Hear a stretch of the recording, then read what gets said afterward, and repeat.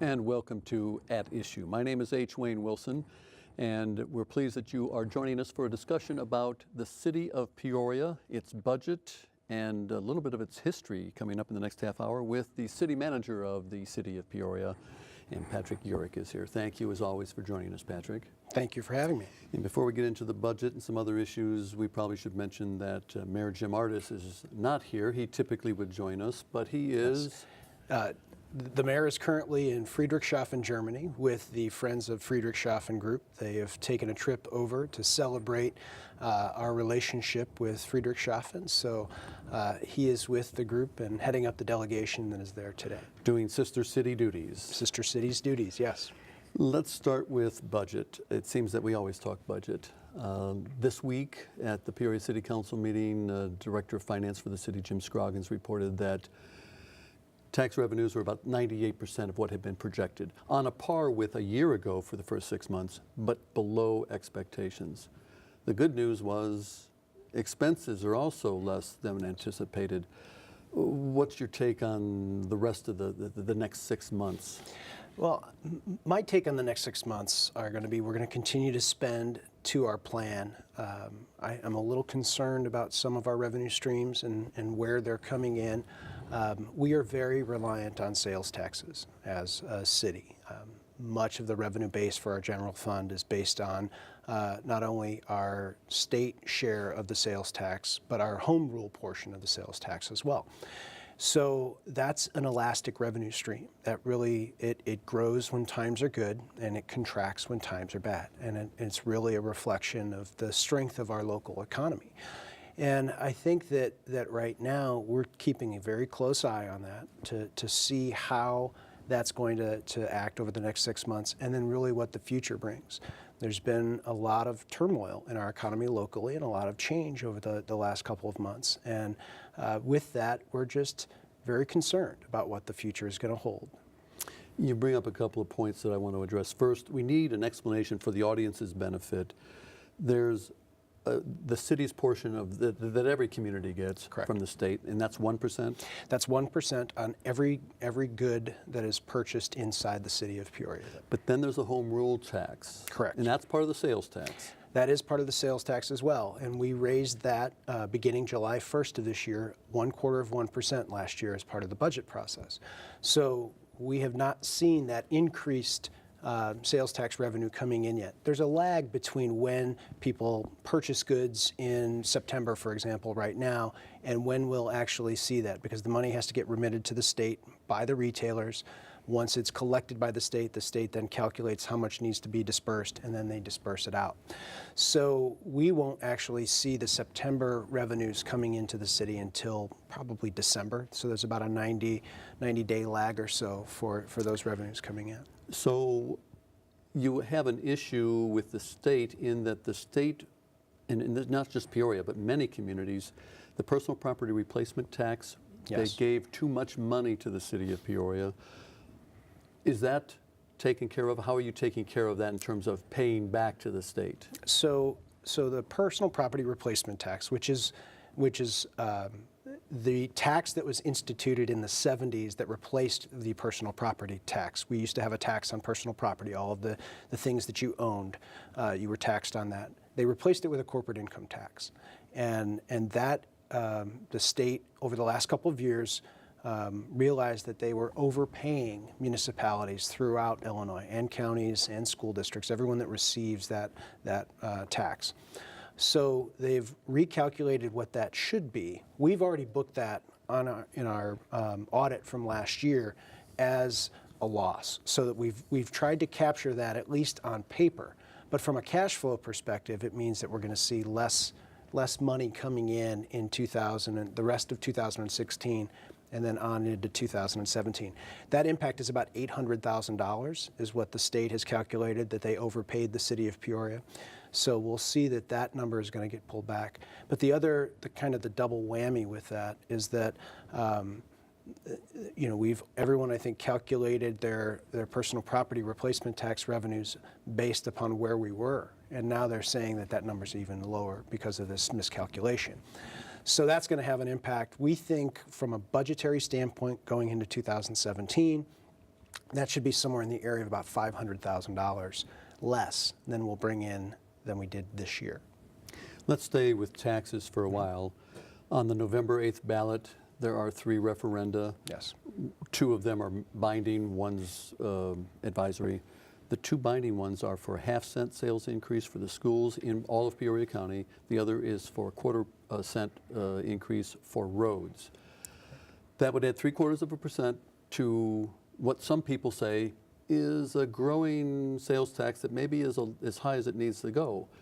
Are you concerned in terms of the sales tax, people spending money in Peoria, they might go someplace else if these are approved?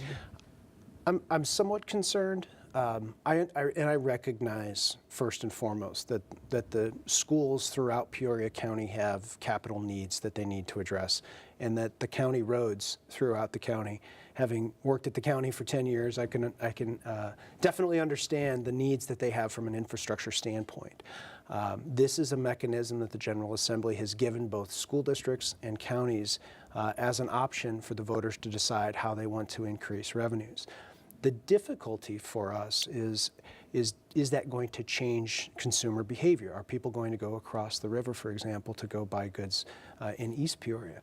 Well, the reality is in East Peoria, with some of their taxes that they've put in place to attract the Costco's and the Targets, they already have sales taxes that are higher than ours currently inside the city of Peoria. So hopefully it won't change consumer behavior.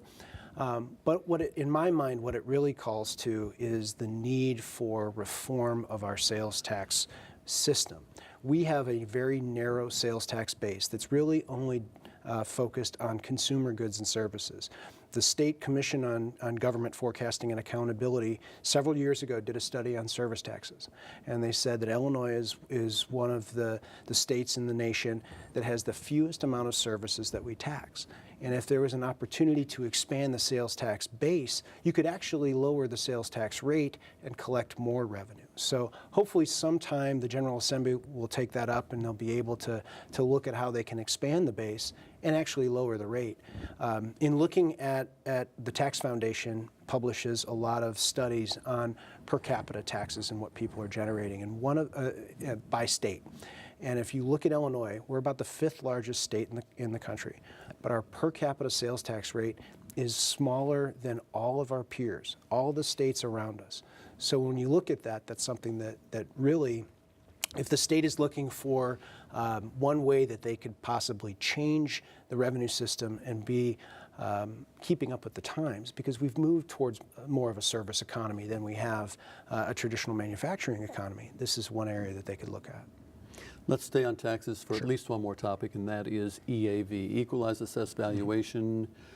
For some time now has been stagnant. Is there light at the end of the tunnel in terms of growth? We're finally starting to see that. Our estimates in working with the county supervisor assessments for the city of Peoria, we look at it and see that next year it should be about a 3% increase, which would be the largest increase we've seen since the Great Recession. So it's been nearly 8 years since we've seen numbers like that. So that's a positive trend to see that we finally are starting to see that property values are picking back up again. And what that means for us is that if all things are equal and we leave our property tax rate the same, with that 3% growth, we should see about $1 million more in revenue coming in just based upon the property value. And that estimate is from Dave Ryan? That's from Dave Ryan at the Supervisor of Assessments. Okay, so that's not your crystal ball? No, not okay. our crystal ball. All right.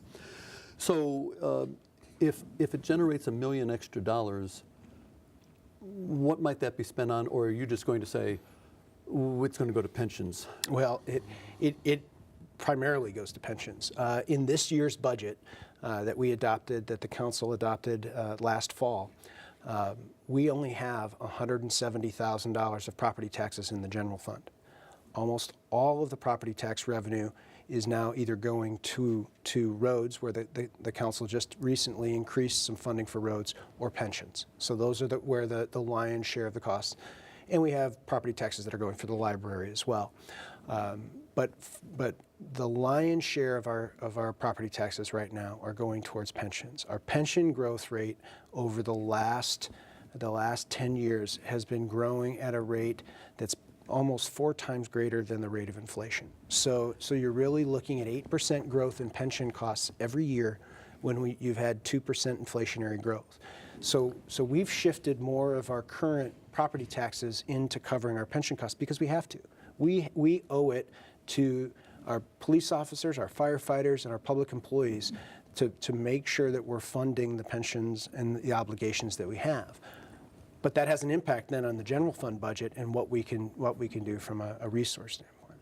For clarification, the state, for the most part, sets what those pension payments will be for most pensions. They set the benefit levels are by state law are established, and then it's really a factor of how much money you have funded towards your pensions, how well those pension funds are investing those monies, and then the amount of money then that the city has to pay. And the other factor would be the number of retirees and the number of active employees that you have. And of course, the interest in earnings on your investments, Yes. Those pension funds, is since 2008. Has been virtually nothing. I mean, it's other than the investments that they're making when they're putting it into the equities market, and they're able to invest.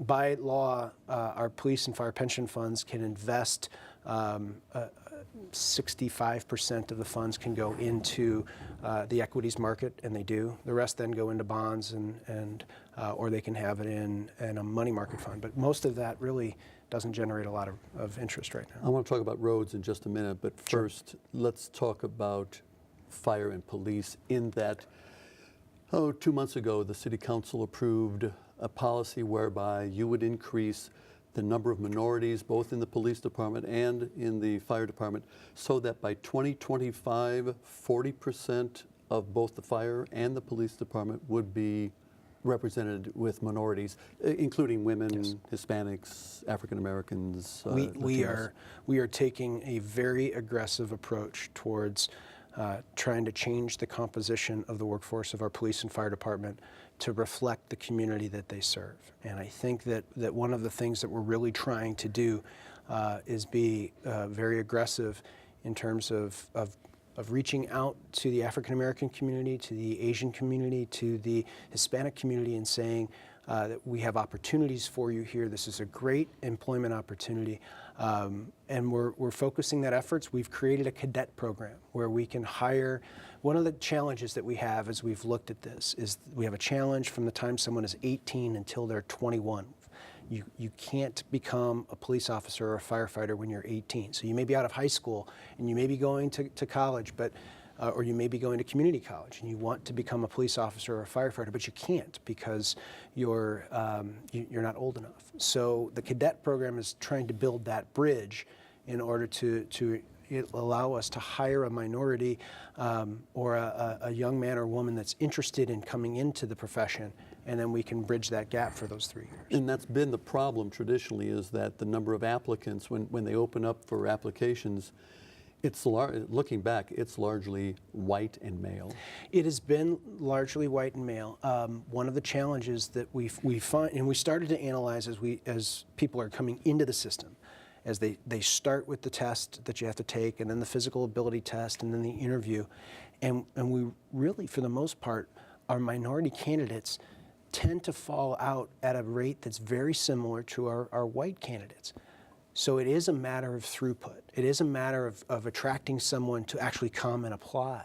If they can come and apply, if we can get people to come to the front door, so to speak, we can then get them in, and hopefully we can get them employed. I mean, a lot of the requirements that we have of the written test, the physical ability test, and then of the interviews are all functions of state law that we have to follow. There's some areas where we've got some latitude. We can give some preference points to people that live in the city, veterans.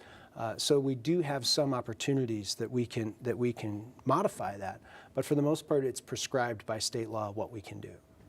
Let's turn to roads. The city council approved a year ago, or whatever Yes. it was, a variety of taxes dedicated to road rehabilitation. Correct. We increased, currently well, currently as of last year, we had $4 million a year we were putting into roads. We've increased that amount, $5.2 million with this current budget year. We raised a motor fuel tax 3 cents. That generated about $1.2 million.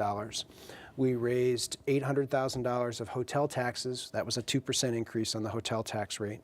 And then the rest came from, about $3.2 million came from a property tax increase. All of those funds are dedicated towards roads.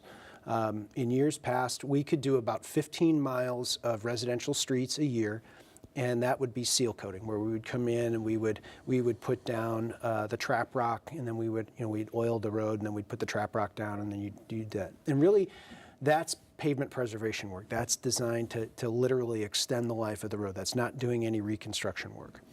Now, with this increase, we're able to do 45 miles of roads. So you've tripled it. We've tripled the number of roads that we can preserve. The reconstruction budget has basically doubled now too, which is good, because now we're focusing our efforts on University Street. We're working right now on Forest Hill to War Memorial Drive. That's that last piece of University Street. Over the last 5 years, we will have put in almost $30 million of work into University Street, if you count the Main and University intersection, and then from Nebraska all the way up to Glen Avenue. So it's been a huge reconstruction effort of the street that our motorists in Peoria travel the most, which is University Street. To be a bit critical, it's about time. Understood. And that's one of the other points that we did, is that in the last couple of years, we've done an assessment. We've done a pavement management assessment. We've got a grade of our roads.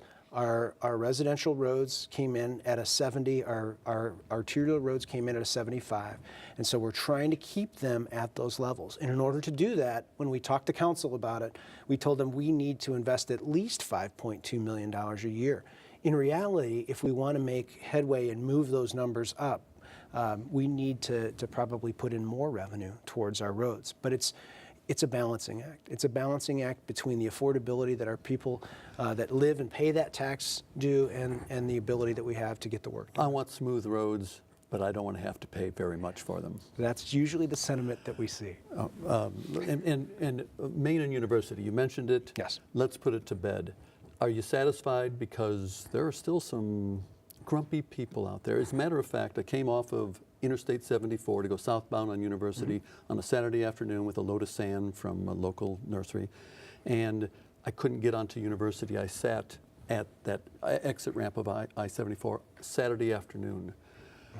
I don't think there were any accidents. So there are times that that thing is a bottleneck. Are there hopes for improvement, or can you improve it, or is it is what it is? It is what it is. It is a road now that was designed for all users of the road. That includes pedestrians, that includes bicyclists, and that's what it's for. Our roads are not just for motor vehicle traffic. One of the challenges that we have is and this is a challenge for a city of our size. We are a city of 116,000 people. We have 50 square miles of the city to cover, and we have literally thousands of lane miles of roads. And many of those lane miles we don't necessarily need. We can put some roads on road diets where we can reduce the number of vehicular lanes in order to try and accommodate everyone. And this was one location. It's the area of the city that has the most pedestrian traffic in it, and it was dangerous. Because of Bradley University. Because of Bradley University. Let's turn our attention to the warehouse district. You are doing a pilot project to satisfy the US EPA over the combined sewer overflow. And bear with us, most of you probably know about this, but explain this pilot project in understandable terms. Sure. Well, we have an area of about 8 square miles of the city where we have combined sewers. And what that means is where you have your sanitary sewer, where you flush the toilet and the water goes away. And then you have your stormwater system, where there's water that comes in from the rain that falls off of your roof or is on the street and ends up in the storm gutters. All of that water is combined. And when we get heavy storms, that overtakes the size of the system of our infrastructure, and we end up discharging some of that raw sewage into the Illinois River. The US EPA has told us that we need to stop that practice and comply with the Clean Water Act. So as part of that, we've been looking at trying to implement a 100% green solution within that 8 square mile area. And by green, what we're looking at is trying to infiltrate the water before it even gets into those storm sewers, and capturing it and then letting it soak back into the ground. The area below the bluff, which is where most of the area, the older part of the city where the combined sewer area is very sandy soils. And so if we're able to capture the water, we can infiltrate a lot of it right back into the aquifer. So this pilot project is on Adams Street, and it runs from just about MacArthur, actually just a little bit south of Pecan, up to Persimmon Street. And we've built it to try and capture about 1 million gallons of storm water over the course of a year. This is a 2-block area, and we're looking at how we can capture 1 million gallons of storm water in that just 2-block stretch. And based upon the soils, we think that we can. And you've monitored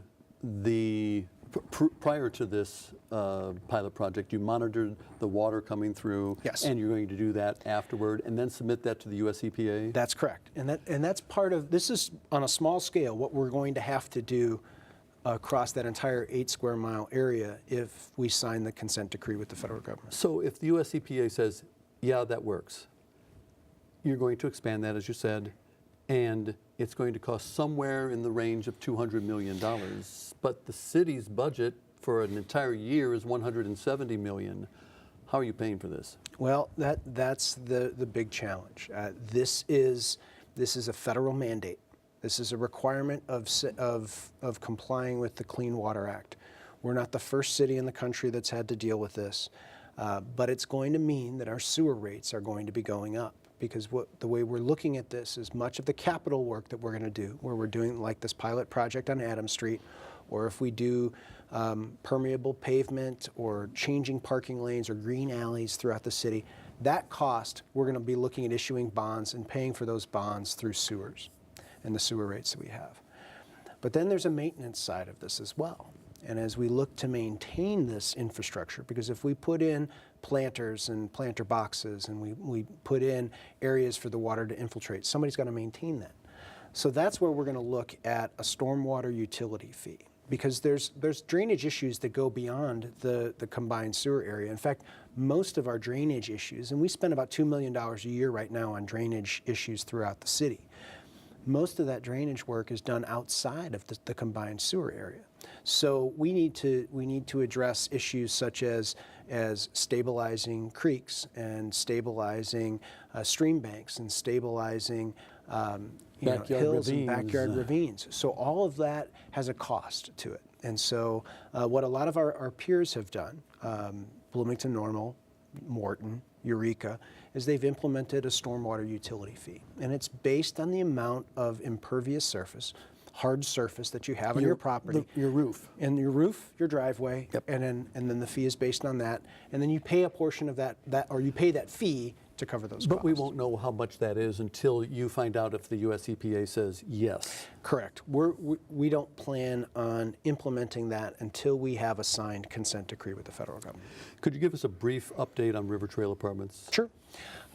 We have applied to the federal government to convert the land that is currently Riverfront Park into the River Trail Apartments. And then part of that would then be the acquisition of the property from the Detweiler Trust that is currently the Peoria Boat Club. And that went down to the Illinois Department of Natural Resources. They approved it. It has now been sent on to the National Park Service. And the National Park Service just recently told Congressman LaHood that it's going to be several months before they can make a determination. So that word got back to us. So we're waiting right now until the federal government says yes or no. And if they say yes, then it moves forward. If they say yes, it moves forward. If they say no, then back to the drawing board. Real briefly, this may be the best kept secret, but Peoria is celebrating its 325th anniversary, as I understand it. That is correct. We are, we are the oldest European settlement in Illinois. We are one of the oldest cities west of the Alleghenies. We are we have a rich history in Peoria, and celebrating 325 years is a remarkable time. and it's something that we should all really celebrate and think about the rich history that we have here in Central Illinois. And for those of you who can't do math real quickly, 1691, when French traders and Native Americans got together. And with that, thank you for the update on city issues. We appreciate it. Patrick Urich is the city manager for the city of Peoria. Thank you, Patrick. Thank you, H. And we'll be back next week with another edition of At Issue. This time, we're going to look at the county referenda. There are 3 of them on the ballot, one for roads, one for schools, and one for veterans assistance. We'll talk about that next time on At Issue.